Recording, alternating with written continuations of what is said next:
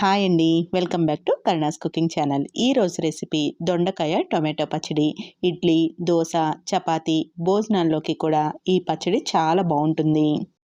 ముందుగా స్టవ్ వెలిగించుకుని బాండీ పెట్టి 3 టేబుల్ స్పూన్ల వరకు నూనెని వేడి చేసుకోవాలి. నూనె కొంచెం వేడైన తర్వాత 10 ఎండుమిరపకాయలని వేసుకుని వేయించుకోవాలి.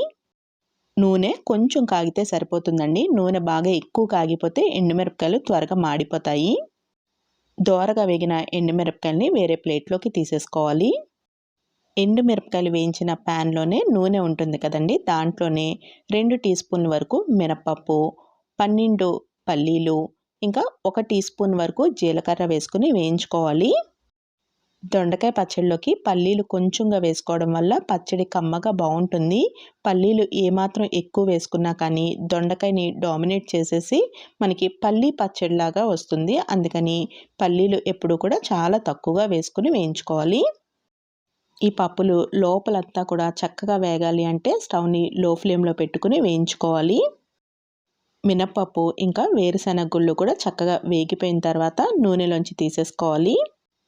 వేయించుకున్న పప్పుల్ని తీసేసిన తర్వాత 1 టేబుల్ స్పూన్ వరకు నూనె ఉంటుంది. ఇంకొక టేబుల్ స్పూన్ వరకు నూనె వేసుకుని కట్ చేసుకున్న దొండకాయ ముక్కలు 1 కప్పు వేసుకోవాలి.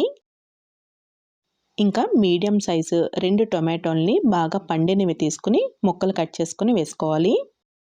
దొండకాయ ముక్కలు టొమాటో ముక్కలు వేసిన తర్వాత ఒకసారి గరిటతో కలుపుకుని దీనిలోకి 1/2 టీ స్పూన్ వరకు పసుపు, రుచికి సరిపడా ఉప్పు వేసుకుని కలుపుకుని మూత పెట్టుకుని మగ్గనివ్వాలి.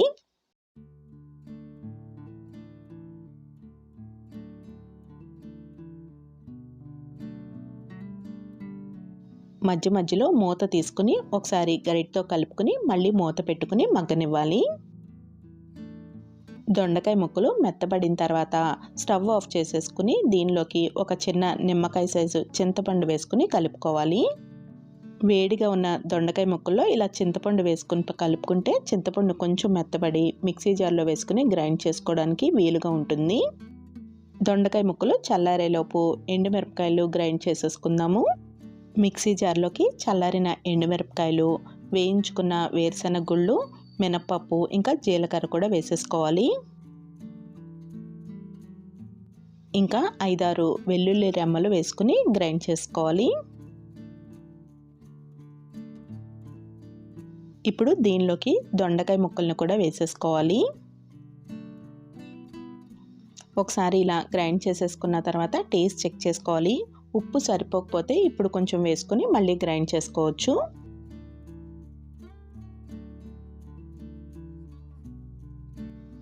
కమ్మటి దొండకాయ టొమాటో పచ్చడి రెడీ అయిపోయింది. ఇప్పుడు దీనిలోకి పోపు రెడీ చేసుకుందాము. ప్యాన్లోకి 2 టేబుల్ స్పూన్లు నూనెను వేడి చేసుకుని 1/2 టీ స్పూన్ జీలకర్ర, 1 టీ స్పూన్ ఆవాలు, 1 టేబుల్ స్పూన్ శనగపప్పు వేసుకుని వేయించుకోవాలి. పోపు వేగిన తర్వాత దీనిలోకి 2 ఎండుమిరపకాయలని చిన్న ముక్కలు కట్ చేసుకుని వేసుకుని వేయించుకోవాలి. ఎండుమిరపకాయలు వేగిన తర్వాత స్టవ్ ఆఫ్ చేసేసుకుని కొంచెం కరివేపాకు వేసుకుని వేయించుకోవాలి. ప్యాన్కున్న వేడికి కరివేపాకు చక్కగా వేగిపోతుంది. ఇప్పుడు ఈ పోపుని తయారు చేసుకున్న దొండకాయ పచ్చడిలో వేసేసుకోవాలి. అంతే అండి, దొండకాయ టొమాటో పచ్చడి రెడీ అయిపోయింది. మరి ఈ రెసిపీ మీకు నచ్చినట్టయితే కరుణాస్ కుకింగ్ ఛానల్ని సబ్స్క్రైబ్ చేసుకోవడం మర్చిపోకండి. Thank you for watching Karuna's cooking channel.